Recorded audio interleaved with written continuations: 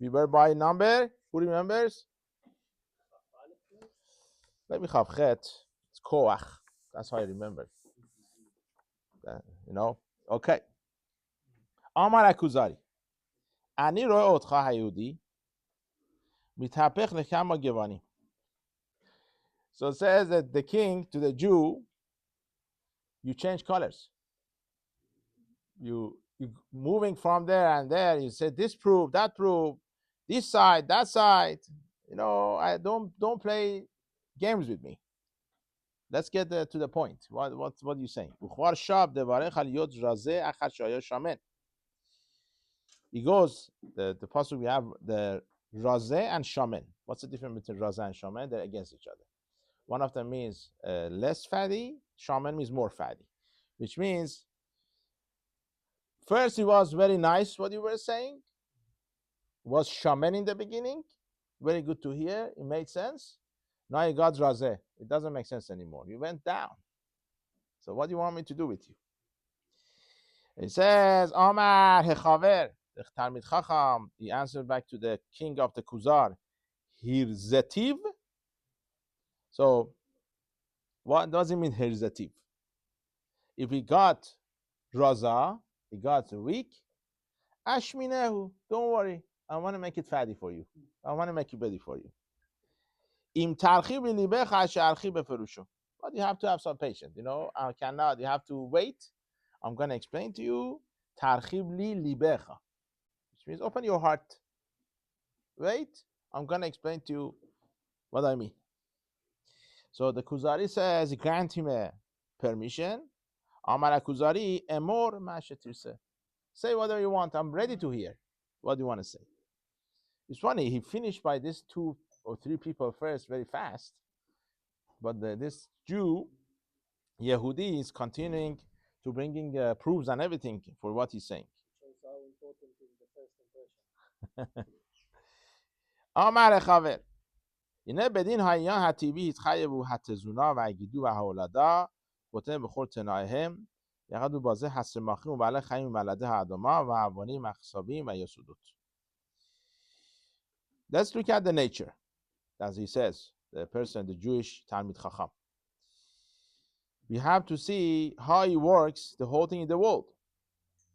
Look around you, everything moving, all the things, the different trees, Ba'ale Chaim, animals, all these things. I don't know what is Mibal Adeha Adama. Vahavanim, stones, Machsavim, Vayasod, everything you see around you. Amar Kuzari ze Kelash Sarich Perut, Abar Hu Emet. So I think it means over here, you have a translation? You could help me. Let's see I'm right or not. The Kuzari says, this is, you're right. There are things you see in a big picture, but you need the explanation. You have to explain it.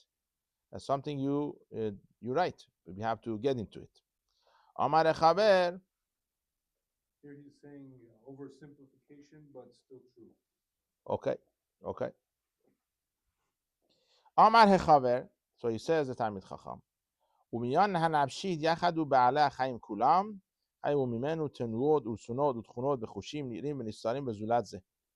It seems like telling him that when it comes to the animals even, you see all the movements, all the things they do, all the feelings they have. There are certain things that are very, very hidden. When it's starim, you have to get into it. Amar Kuzari gamze and dechialo. Okay, fine. Let's see what you want to say. Amar Chaver ubdin hayan hasikhlit yachet hamedaber mikilal ba'alei hachayim v'etchayem mimenu tikun hamidot v'achar כך tikun habayit v'tikun hamedina v'hanhagot v'chukim minhagim. Okay, so he says over here, we're going to end with this today. A person, why you are or we are better than animals? Because we could think, could decide. And he mentioned to the king, that we are here to change ourselves. We are Baal Midot. We could decide how we act. We are not like basically animals that have instinct. We could change the traits you have. the midot you have, the way you act. When you have a chiyuv, obligation to change yourself to become a better person. Then you go change your house, which means your family. When you change your family, you go to the Medina, change the city. Then you have all these rules that how people they should act in the city, what they do, what they shouldn't do. As we see for something very interesting, that could something make we could learn tonight. Before you come to fix anybody else, you have to fix yourself. It's the other way around usually. Usually what we do, we look at other people, we find trying to find who is doing something bad. Let's fix him. Ah, you talk in the middle of davening. Oh, you came late. Oh, you did this. You don't know how to do this. It says over here, the first thing you need to do is tikkun hamidot. The midot of the person, the trace of the person should get fixed first. First, you get to that madlega, to that level that you should get. Then you come to your house. Then you could have effect on your children, your wife, to see you how you act, what you do, want to do. You change the house. Baruch Hashem. Nice family now. Now you're gonna have effect on the Medina, on the city, and then go spread over everywhere what's gonna be. But you cannot say get a speech in the shul to the people and then go home and you don't act differently. You're not there yet. So that's very, very important things, at least for tonight, that you have to pay attention to it. Bezat Hashem, we're gonna go to Lamed Vav next time, Bezat Hashem on Sunday. Okay, we are doing a halachot of the Shabbat. If you remember, we're talking about the halachot of the Shabbat. So what we talked last night, let me see where we got. We talked about the kirub of the bishul. If you would cause something get cooked faster, it's gonna be a sumin hatoram, and we gave some example about it. And then we went to the next part. If you remember, bishul achar bishul. There is a cooking. Sometimes you cook something, there's still the cooking after, which means we mentioned last night, if you remember, anything is davar yavesh, something dry, once it's cooked, it's not going to cook again. So therefore, that's what we mentioned. Then we went into the davar lach. Something has a water, liquid, according to Shulchan Aruch, even though it got cooked once it gets cold, it's going to get cooked again. So that's something we mentioned last night. Then we went to the next part. I'll give the recap for what we did. That we mentioned different understanding is a Bet Yosef. We mentioned Rabbeinu Yerucham. It seems from the one place, at least in the Bet Yosef, which is Moran Shulchan Aruch, is something is rov, is majority, it's liquid, that's considered liquid. That's what it seems, at least from one place of Bet Yosef. We have another Bet Yosef that over there he says Veyesh bo rotav. It doesn't say rubo rotav. If it has any liquid inside. From this Bet Yosef, it seems that even you have a little bit of liquid in your food, that's considered something is going to get cooked again and you cannot warm it up again. Okay? That's a setira. That's a contradiction, it seems like, so far, in the words of the Rabbeinu Yerucham, which is brought down by the Bet Yosef. Very nice. So now, how do we deal with this? Different Chachamim, Gedolim, they deal with it differently. According to Harav ben Sion Abba Shaul, he says, he holds there's a misprint over here. So what's a misprint?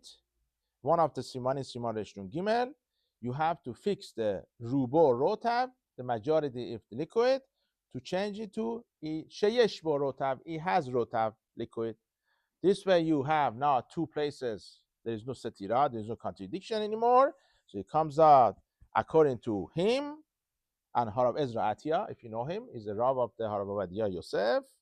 They hold, according to them, any tafshil, any food that you have a little bit rotav, liquid inside it, is a problem of the bishul afterwards when it gets cold.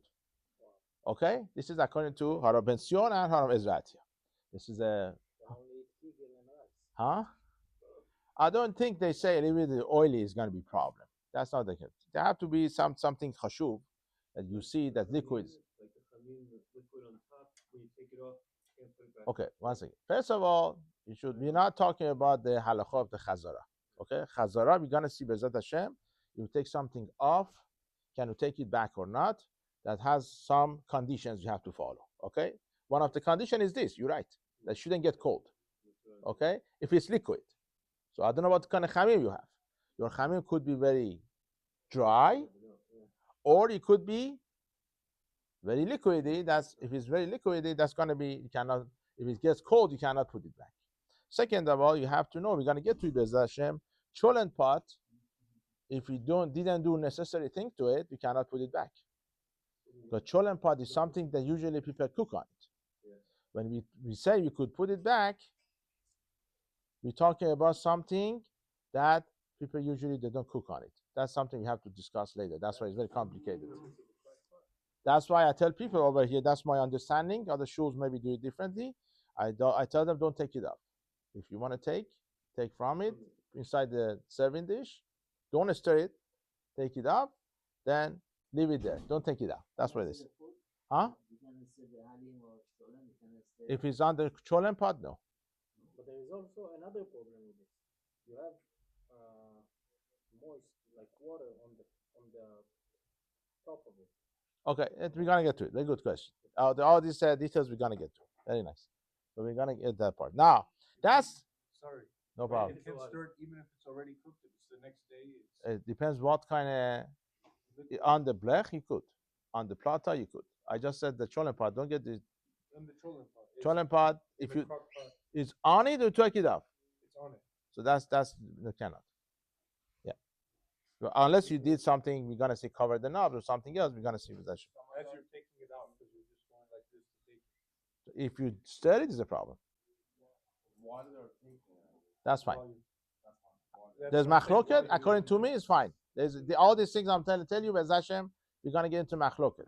There are those that are machmir. They don't even take anything from the cholent pot. They take it off. No, they take it off. Just take it off. Bring it out. That's what they do. But if they do it in a community, they can eat it. What? Let's say someone didn't know that. Ask your rabbi of the shul, any shul you go to, what to do. And I only talk for myself. I could tell you what I hold. So other shuls, they do differently. I tell people, they say we have, for us it's very nogia, we all the time. We have first minyan and second minyan.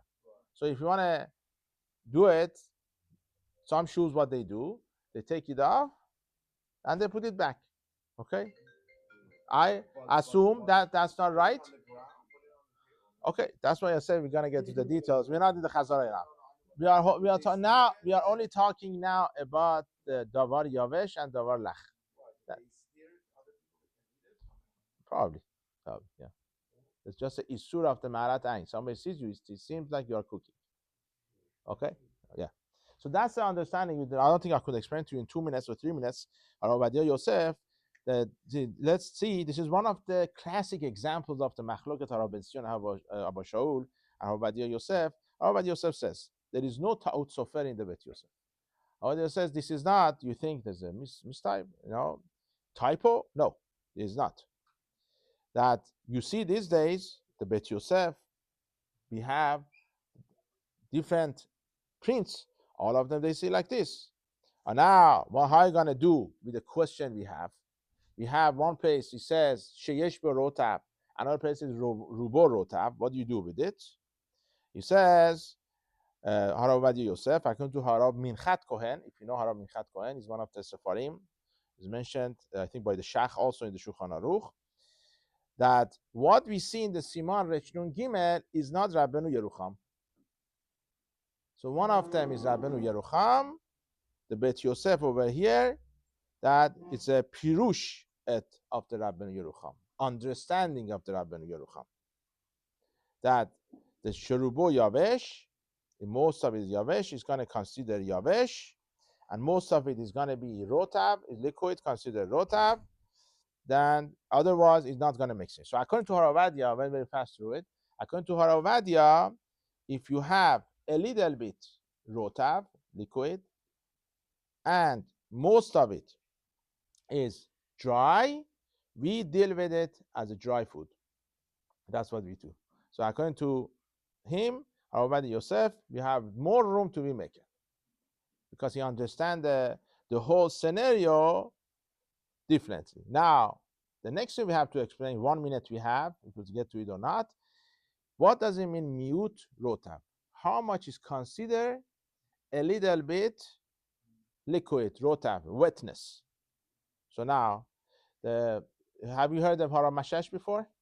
So Haramashash is one of the Gedolim of the Morocco. He went to Eretz Israel. They always had argument with Rabbi Yosef, especially about the minhagim. Rabbi Yosef, as you know him, he's not into the minhagim so much. Okay? He told Mashash once, you think, Mashash thinks that all the minhagim came from the Shomayim. Okay? But Mashash, the Moroccans, and also Ashkenazim, when it comes to minhagim, they're about to die for it. They don't care. If you have a minhag, you keep the minhag. Doesn't matter. As a minhag, you continue the minhag. So that's always had the argument. This is one of the Ketavim, one of the Rabbi Yosef. He wrote to Haram Mashash that he says like this. In Chazon Ovadia bring this. Keshemarak hu harbe b'shur hanika la'ayin modeh ani shirau la'achmir. According to Haram Yosef also, he says, I also agree with you, Haram Mashash, that if you have liquid inside your food, something very, is not that little, is too much. I only said lehakel ela berotav be'alma. A little bit I said, if you have the liquid, I'm going to be making. It seems from this Haravadia and Chazon Ovadia, even the robe is yavesh. You have most of it is yavesh, the dry, but they still have good amount of liquid, it's going to be a problem. So Mashash was holding that it's not okay? I don't know what Mashash was. I think so. I think that's the way he answered back. He said, I agree with you. In this case, you have to be machmir.